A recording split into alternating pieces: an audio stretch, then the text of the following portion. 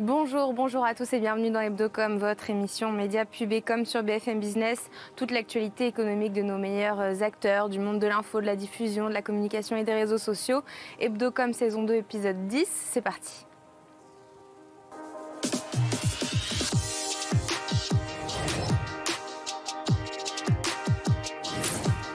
BFM Business et CB News présentent Hebdocom, Rebecca Blanc-Lelouch. Une quotidienne 7 jours sur 7, des primes tous les samedis et 3 mois de tournage en continu pour la Star Academy qui est de retour. Quels enjeux et quel avenir pour la production de flux à l'heure des plateformes? Pour en parler, mon invité Jean-Louis Blot, président d'Endemol France, est mon invité dans un instant. Ensuite, comme d'habitude, toutes les news d'Hebdocom passées en revue par Simon Tenenbaum.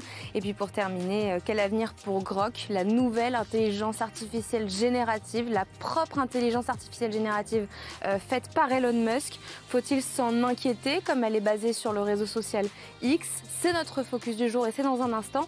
Mais d'abord, j'accueille tout de suite mon invité, c'est Jean-Louis Blot. Bonjour Jean-Louis Blot. Bonjour. Merci d'être avec nous aujourd'hui. Vous êtes président d'Endemol France, filiale du leader du géant mondial Banijé. Endemol, pour rappel quand même, c'est Love Story, c'est les 12 coups de midi, toutes les téléréalités. Récemment, LOL Kikri sort. Et puis donc, la Starac qui a repris depuis samedi dernier. Il me semble d'ailleurs que vous revenez à l'instant de d'Amaryllis, du château de la Starac. Est-ce que vous êtes content de ce coup d'envoi? Je suis très content de l'ambiance qui règne au château, entre les élèves. L'ambiance qu'il y a aussi dans l'équipe, ça compte. Il y a 70 personnes qui travaillent au château. Et franchement, jusqu'ici, tout va bien. Est-ce que, en termes d'audience, parce qu'on est quand même sur BFM Business, vous avez atteint vos objectifs jusque-là? On est dans les mêmes eaux sur la quotidienne que l'année dernière. Et l'année dernière, ça avait été un formidable succès. Grosso modo, la case, elle est, on va dire, à 25% de part de marché sur la FRDA, la ménagère. Et là, on est aux alentours de 35. Donc voilà, tout va bien. C'était 3,5 millions de téléspectateurs en moyenne pour le premier prime, autour de 1,5 million sur la quotidienne. Est-ce que la Starac, c'est rentable? Alors, ça dépend pour qui. Pour vous, pour TF1? Alors, je pense que si ça n'était pas rentable pour TF1, ils ne le commanderaient pas et on ne partirait pas sur une aventure de plusieurs mois. Et pour nous, autant la première saison n'était pas rentable, autant celle-ci, on espère qu'elle le sera. Parce que là, du coup, vous avez 11 semaines à tenir. L'année dernière, TF1 vous avez octroyé 6 semaines, mais là, vous êtes passé à 11 semaines, quasiment 3 mois de tournage en continu. Quelle est votre stratégie pour réussir à tenir en haleine les téléspectateurs pendant autant de temps? En fait, il n'y a pas vraiment de stratégie, ce sont des histoires qu'on raconte. Et les histoires, elles se forment, elles se créent au fur et à mesure des aventures de nos académiciens dans le château et en dehors du château. Donc c'est ça, il y a cette histoire de base qui est, il y a un éliminé toutes les semaines. Donc ça, c'est les enjeux classiques, entre guillemets, de ce genre d'émission. Et puis il y a toutes les histoires, toutes les relations qui se nouent à l'intérieur du château et qu'on raconte au fur et à mesure de cette aventure. En fait, on pourrait dire une espèce de voyage pour ces jeunes gens, on dirait journey en anglais. C'est-à-dire que voilà, on commence à un moment et on vit cette aventure et à la fin, on sort complètement différent. Et c'est ce changement, cette transformation qu'on est en train de raconter. La promo de cette nouvelle saison devait compter 16 élèves, ça a été réduit. 3 d'entre eux se sont fait recaler, pourquoi? En fait, c'est pas tellement la promo devait avoir 16 élèves, c'est qu'on a été, entre guillemets, un petit peu trop vite, dans le sens où on a booké les élèves. Il y a un tableau final, entre guillemets, des élèves dont on était très content. Et puis au final, au fur et à mesure des ajustements qu'on a pu faire avec TF1, on a vu que finalement, on avait trop de candidats par rapport à tout un tas de choses, entre guillemets. Les contraintes budgétaires, c'est ce qu'on lit, mais... Il y a plein d'éléments qui rentrent en ligne de compte. Voilà. Il y a le casting, il y a des éléments budgétaires, il y a des éléments de durée, etc. Donc tout ça a fait qu'on a dû se résoudre à retirer 3 candidats et ça a été très douloureux pour nous, pour eux. Et franchement, on a été trop vite dans le fait de leur faire signer leur contrat, dans le fait de les prévenir et on n'a pas été assez rapide dans le fait de savoir jusqu'où on allait, comment on faisait cette saison et combien de candidats dont on avait besoin. Et ça vous a coûté un peu d'argent puisque vous les avez payés ce que vous leur deviez par rapport au contrat que vous aviez signé avec eux ou... Alors aujourd'hui, on est à leur écoute et franchement, on essaye que ça se passe le mieux possible pour eux. Donc il n'y a pas de compensation financière, mais on va les payer sur la durée, entre guillemets, sur laquelle ils s'étaient engagés contractuellement avec nous. Un mot sur le mode de consommation aujourd'hui. Est-ce que vous avez la part d'audience des diffuseurs historiques par rapport aux plateformes, aux replays, sur la Starac notamment, et plus largement sur les autres programmes? Alors, sur la Star Academy, donc on a les audiences tous les matins à 9 h. Voilà. Ça, c'est pour les chaînes linéaires. Ensuite, on aura la consommation en replay en J+7, donc une semaine plus tard, tous les jours à 15 h cette fois-ci. Mais ça, on le saura dans une semaine à peu près, Ça fait pas comment ça encore fonctionne. Voilà. Et puis pour le reste, ce que fait Star Academy en AVOD ou en SVOD sur TF1, parce qu'il y a aussi des programmes sur MyTF1 comme le flux, ça, on n'a aucun chiffre, TF1 ne les communique pas. Un deuxième comeback a été annoncé, c'est Secret Story. Racontez-nous quand, quoi, comment. Eh ben, Secret Story revient, ça c'est sûr. Secret Story revient en 2024. Après, dans le groupe TF1. On ne sait pas sur quelle chaîne. Donc on ne sait pas encore sur quelle chaîne, ça Ok. c'est sûr. Secret Story, il a fallu pas mal de temps pour trouver la bonne façon de fabriquer cette émission. Donc on a beaucoup travaillé avec TF1 pour savoir... La bonne manière de revenir? Oui, pas la manière de revenir. Qu'est-ce qu'on allait proposer? Est-ce qu'on propose un Secret Story qui est un back to basic? Est-ce qu'on propose un Secret Story qui est différent? alors Comment on le fait évoluer, etc. Donc aujourd'hui, je ne peux pas trop répondre à ça. Voilà. Mais on a su convaincre TF1, on a su travailler ensemble pour, à mon avis, proposer un Secret Story qui fera date. Et aujourd'hui, justement, qu'est-ce qui marche pour convaincre TF1, une grande chaîne, de revenir avec un nouveau programme culte? Comment on fait pour convaincre TF1? En fait, il y a plein de facteurs. Il y a un facteur qui est un facteur, on va dire, économique stratégique. C'est-à-dire que la télé-réalité d'enfermement, aujourd'hui, elle permet de fabriquer ou de créer ou de donner, entre guillemets, aux internautes, aux gens sur les réseaux sociaux, aux téléspectateurs, beaucoup de contenu. C'est-à-dire tous les jours, on est capable d'avoir un flux, une dizaine ou douzaine d'heures par jour, des vidéos exclusives, entre guillemets, pour la VOD et TF1, du contenu pour les réseaux sociaux, que ce soit Instagram, TikTok, Twitter, et des émissions hertziennes pour les chaînes linéaires, entre guillemets, donc une quotidienne, 7 jours par semaine sur 7, et un prime et une deuxième partie de soirée. Donc là, il y a déjà, stratégiquement, il y a assez peu de programmes qui peuvent générer autant de contenu. Donc ça, c'est le premier point. Le deuxième point, c'est un point, entre guillemets, on est toujours dans notre métier, qui est un métier beaucoup de licence, à regarder ce qui se fait à l'international et comment fonctionnent les émissions internationales. Donc on a vu que les retours de Big Brother, depuis, en fait c'est assez contre-intuitif, mais depuis le confinement, Big Brother est revenu dans beaucoup de territoires et a très bien fonctionné. Donc ça aussi, ça alerte une chaîne comme TF1 de se dire, oh là là, ça fonctionne bien à l'étranger, les retours sont réussis, ça fait 5-6 ans qu'il n'y a plus Big Brother dans tel ou tel territoire, ça revient, c'est un carton. Etc. Donc, c'est un peu de ce constat-là que vous êtes parti aussi en regardant l'équivalent de la Star Academy au Canada. Alors, ça s'appelle la Star Academy au Canada aussi, sauf que c'est IE, alors que nous c'est Y, côté canadien. Et oui, ça a très bien fonctionné là-bas, c'est revenu là-bas et ça nous a aidés. On a été voir comment nos amis canadiens faisaient la Star Academy au Canada avec les gens de TF1. Ouais. Donc c'est dans cette logique que Secret Story revient? Dans cette logique, voilà. Il y a cette logique de, entre guillemets, du contenu qui est adapté à la nouvelle forme de consommation des programmes et puis aussi quelque chose de très rassurant qui est la performance de ce genre de contenu à l'international. Justement, plus largement chez Endemol, comment est-ce que vous vous positionnez face à cette consommation du linéaire qui baisse, les téléspectateurs qui vieillissent? Comment est-ce qu'on innove face à cela? Nous, on a beaucoup de chance chez Endemol parce qu'on travaille pour tous les diffuseurs. Alors, on travaille bien sûr pour tous les groupes de chaînes linéaires, mais on travaille aussi pour leur plateforme, à eux, c'est-à-dire tout ce qui est AVOD ou SVOD. La preuve, avec TF1, on fait donc Star Academy et Secret Story qui vont avoir une grande part AVOD et SVOD. On fait aussi la même chose pour France Télévisions avec Drag Race, qui est un programme aussi sur France.tv et Slash, donc qui est en AVOD. On a fait aussi un programme mini cooking pour M6 aussi, 6play. Et puis, on a aussi la chance de travailler pour une plateforme comme Amazon, où on fait Celebrity Until, là, qui sort là, en novembre. et la saison 3, et LOL. On a fait 2 saisons là, cette saison. Donc LOL qui crie sort, spécial Halloween, et le LOL plus classique qui va arriver dans quelques mois. Le LOL qui ressort, est-ce que vous pensez que dans 5 ans, dans 10 ans, cette façon-là de travailler se généralisera? Est-ce que les plateformes vont évincer les chaînes de télé? Pas du tout. Moi, je pense qu'il y a, voilà, les chaînes linéaires ont encore leur place. C'est pas la même façon de programmer. Dans les chaînes linéaires, ce qui fonctionne, c'est des programmes très très récurrents. Nous, on a de la chance d'avoir par exemple les 12 coups de midi qu'on fait sur TF1, qui est un programme 7 jours sur 7, 364 jours par an. Il y a juste le 14 juillet, je crois, où il n'a pas lieu. Voilà, et qui fait 3 millions de téléspectateurs avec des pointes à 4 millions, 4 millions 5 régulièrement. Donc ce programme-là, il ne peut pas exister quelque part sur une plateforme parce que la plateforme a besoin de créer l'événement, a besoin de nouveautés et n'est pas là du tout pour offrir le même programme tous les jours à la même heure. Ce n'est pas du tout dans la même logique de consommation. Or, cette consommation, je pense qu'elle va toujours exister.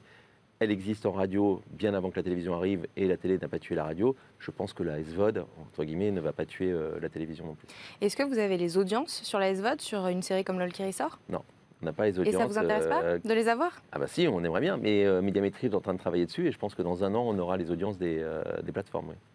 Quels sont les prochains grands objectifs d'Endemol, dans 5 ans, dans 10 ans ? Où est-ce que vous voyez ?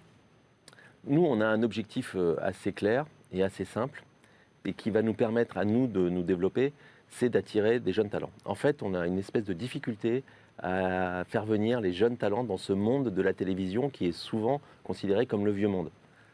Voilà, ça c'est assez compliqué parce que les jeunes ont plus tendance à aller travailler sur les réseaux sociaux, à faire eux-mêmes leur propre contenu, plutôt qu'à venir travailler avec nous sur des projets, sur des émissions qui leur paraissent un petit peu, entre guillemets, âgées, ou entre guillemets, moins tendance que ce qu'ils peuvent faire par ailleurs. Donc aujourd'hui, notre enjeu, clairement, c'est d'attirer les jeunes. Et alors, ce serait quoi vos arguments pour attirer un jeune de venir travailler chez Endemol ? C'est une boîte super sympa. On est pas mal payé. Il y a beaucoup d'avantages. On a mis en place un certain nombre de choses comme le congé menstruel, les places sans crèche. Qu'est-ce qu'on a encore Voilà, on travaille vraiment sur le bien-être dans la société. On est une société engagée et ça compte aussi. La participation aussi pour nos salariés. Donc oui, on essaye d'être attractif et que les jeunes puissent et aient envie de venir travailler avec nous. Bon voilà, les jeunes qui aiment la production audiovisuelle, Endemol vous attend. Merci beaucoup. On les attend. Jean-Louis Blot, vous êtes président d'Endemol, donc d'avoir été avec nous aujourd'hui. Tout de suite, c'est Simon Tenenbaum qui passe en revue pour nous toutes les news d'Hebdocom. Des mauvais signaux cette semaine sur l'état du marché publicitaire en Europe, avec le géant allemand RTL qui évoque un marché de la pub télé difficile, une croissance plus faible que prévu au deuxième semestre. Malgré une belle progression de ses plateformes de streaming en Allemagne et aux Pays-Bas, le groupe revoit ses prévisions à la baisse et anticipe maintenant un recul de 5% de son chiffre d'affaires publicitaire au deuxième semestre. Le tableau est à peu près le même outre-Manche chez un autre géant européen des médias, ITV, qui annonce des coupes dans ses dépenses de contenu face au ralentissement du marché publicitaire, un marché qui chute pour le groupe de 7% depuis le début de l'année. De quoi contraster finalement avec les résultats assez solides publiés le mois dernier par TF1 et M6 qui eux ont profité de la Coupe du Monde de rugby en France. On revient au Royaume-Uni où le premier groupe de presse écrite, Reach, qui édite le Daily Mirror et le Daily Express, annonce lui aussi devoir s'adapter au mauvais contexte publicitaire. Il licencie 10% de ses effectifs, 450 postes. Le groupe met en cause la décision de Meta qui a mis fin au partenariat entre Facebook et la presse, privant les médias d'une importante source d'audience. La direction assure en revanche que les suppressions de postes n'ont rien à voir avec la décision d'avoir recours à l'intelligence artificielle pour aider à écrire certains articles. L'IA et Meta à ce propos avec le groupe de Mark Zuckerberg qui décide de durcir les règles concernant la publicité politique sur ses plateformes. Désormais, il sera obligatoire de mentionner quand ces publicités ont été conçues ou modifiées avec un logiciel d'intelligence artificielle. Les concepteurs de pubs politiques n'ont déjà pas le droit d'utiliser les outils d'IA proposés par Meta à destination des publicitaires. On termine avec cette première mondiale, toujours dans le domaine de l'intelligence artificielle, puisque pour la première fois, un contrat a été écrit et négocié du début à la fin par une IA, ou plutôt 2 IA spécialisées dans le juridique, qui ont négocié entre elles la rédaction d'un NDA, les fameux accords de confidentialité qu'on retrouve si souvent dans le secteur du marketing et des médias. La démonstration a été faite à Londres par l'entreprise spécialisée Luminance, qui a développé un ChatGPT à destination des professionnels du droit. Cette semaine, Elon Musk a dévoilé Grok, son intelligence artificielle, sa propre intelligence artificielle générative, un ChatGPT qui reprend l'humour et le sarcasme d'Elon Musk et qui sera en temps réel connecté à X. On a donc voulu décrypter cela aujourd'hui dans le Focus et puis quel va être l'impact sur son image à lui, sur le personnage d'Elon Musk et savoir s'il y avait de quoi s'inquiéter. Pour en parler, mes experts, Victor Bourri, bonjour. Bonjour Rebecca. Tu es président de Backbone Consulting et Luc Chagnon, bonjour. Bonjour. Merci d'être avec nous. Tu es journaliste Tech & Co et spécialisé sur tous ces sujets sur l'IA. On a donc fait un sondage auprès de notre communauté et 40% des répondants considèrent qu'il y a de quoi s'en inquiéter. Donc 60% ne trouvent pas qu'il y ait de quoi s'en inquiéter.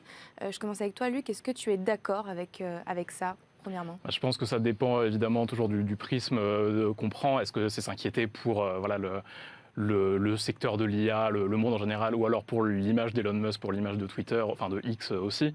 Et c'est vrai que comme beaucoup d'IA génératives, voilà, ça déclenche pas mal de sentiments assez différents. Il y a évidemment les risques sur l'IA qui pourrait devenir plus intelligente, se révolter, prendre le contrôle du monde, etc. Bon, évidemment, là, avec Grok, on n'est pas exactement dans cette perspective-là. Ce qu'Elon Musk avait fait, d'ailleurs, au moment où le lancement de ChatGPT. Et justement, c'est un de ceux qui alertent le plus depuis plusieurs années en mettant en avant ce risque existentiel, comme on dit.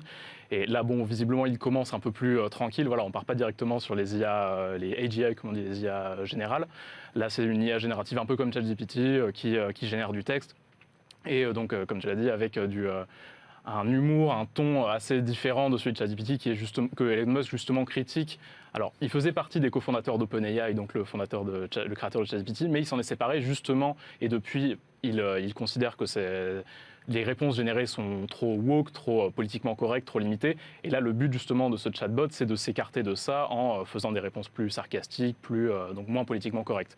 Donc c'est un de ses arguments de présentation. Mais la difficulté dans ce que tu dis là, c'est la véracité de ce que va ressortir ce chatbot. Victor, est-ce que tu es d'accord avec la communauté ? Oui, ce qu'on observe, nous, dans l'opinion, c'est-à-dire que cette annonce, elle touche sur deux sujets qui polarisent énormément depuis pas mal de semaines et de mois maintenant, que sont évidemment le sujet de l'IA et le sujet d'Elon Musk, qui est un sujet à part entière.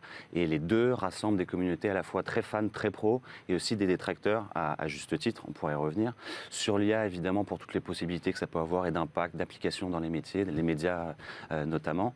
Mais contrairement à d'autres technologies de rupture, on pense à l'Internet dans les années 90, où ça arrivait dans une époque qui était très prospère, avec une confiance dans l'avenir, l'économie qui tournait, etc. Là, ces technologies de rupture arrivent à un moment où, en fait, il y a une espèce d'anxiété généralisée du fait de risques géopolitiques, de crise sociale, de crise politique à grande échelle, et le sujet des fake news qui est au cœur de toutes les conversations dans les médias. Et encore plus depuis un mois. Voilà, donc ça c'est le premier sujet sur l'IA. Après, sur Elon Musk, en fait, Elon Musk, il attire en même temps autant qu'il repousse.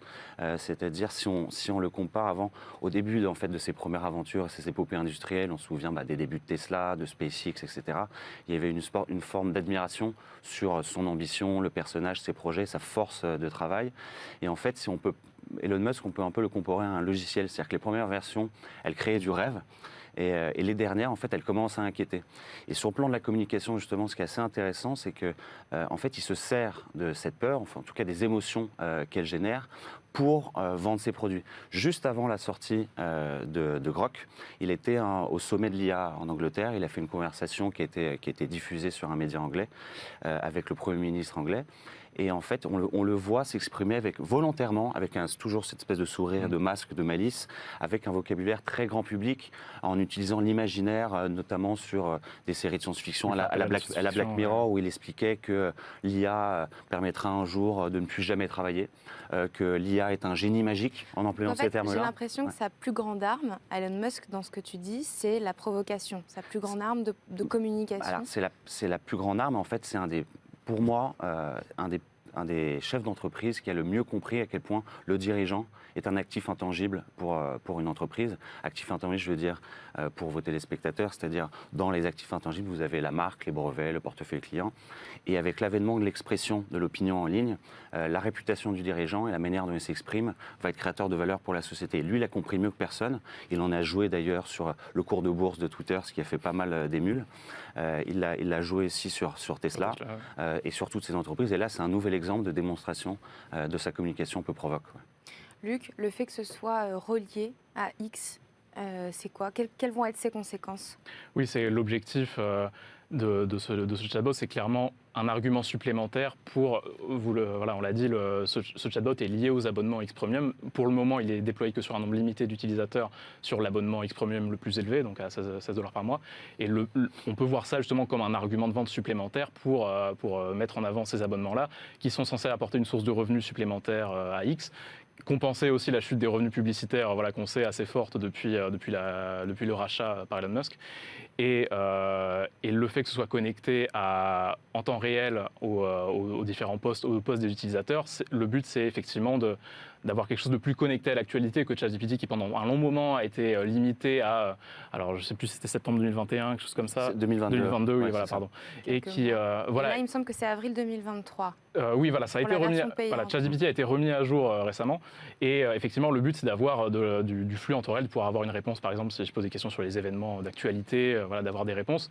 D'un autre côté, si c'est effectivement lié au tweet, ça n'a aucun gage de factualité. Voilà, les gens qui publient sur tel ou tel compte, justement parce que on a vu depuis les événements voilà, par exemple dans le contexte entre Israël et le Hamas, que la désinformation avait explosé. Et si jamais Grok utilise ce genre de source pour générer ses réponses, ça peut justement participer à amplifier la désinformation, surtout en la présentant comme le fait ChatGPT de manière très factuelle, très certaine, très sûre d'elle.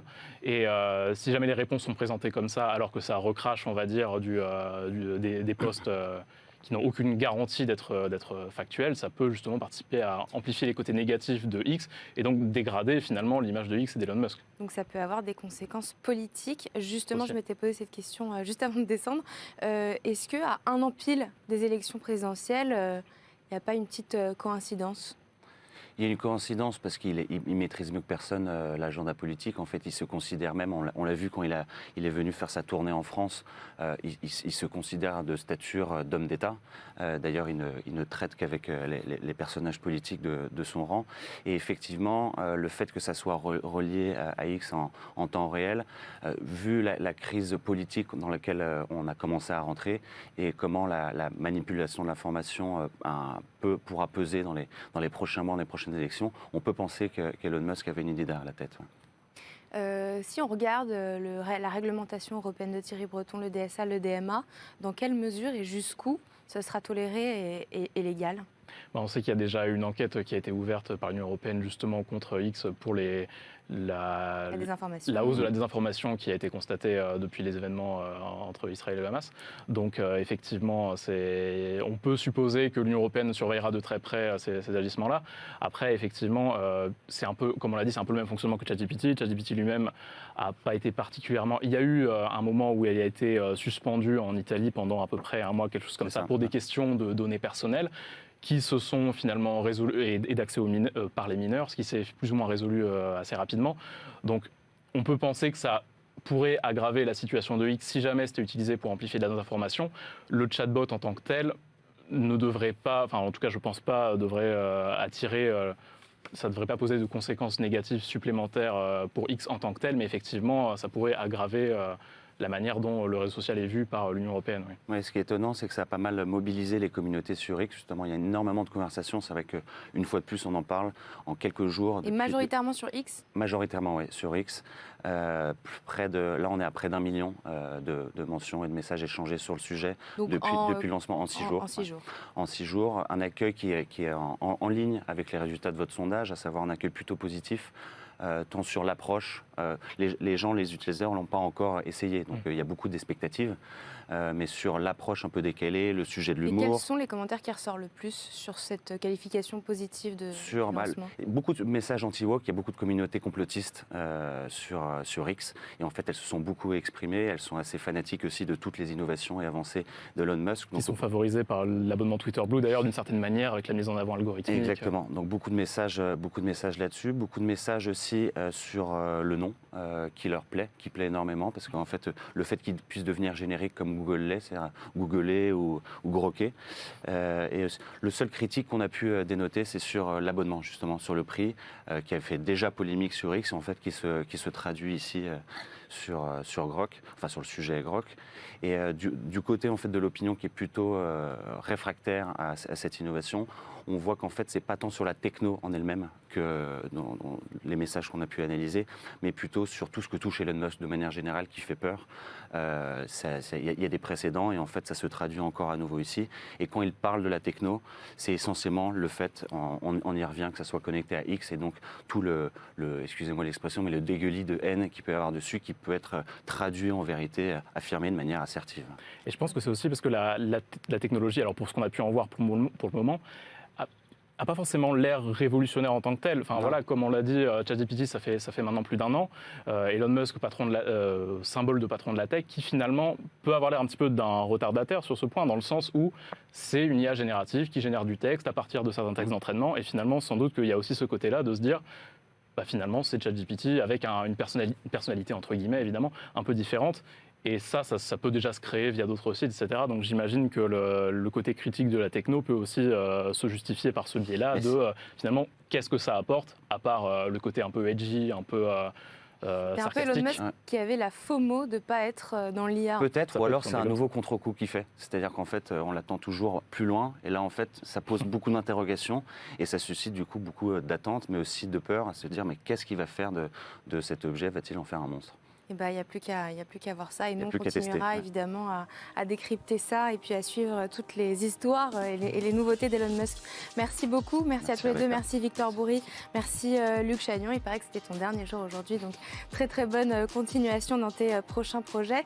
Et puis merci à tous de nous avoir suivis. Rendez-vous la semaine prochaine, même heure, même endroit et partout évidemment en replay, télé et podcast. Et comme chaque semaine, on termine cette émission par notre campagne chouchou, par notre campagne préférée qu'on a sélectionnée avec CB News. Et cette semaine, on a choisi le nouveau film de Before Bank. Il s'appelle Le Mytho et il met en lumière la disponibilité des conseillers qui sont joignables 24 heures sur 24. Je vous laisse donc découvrir cette nouvelle campagne assez drôle, signée de l'agence Steve avec Guillaume Lartigue, Édouard Dorbet à la création. Très très bon week-end sur BFM Business. C'est qui? Ma banque en ligne. En plein milieu de la nuit? Oui. C'est ça. C'est plus quoi dire?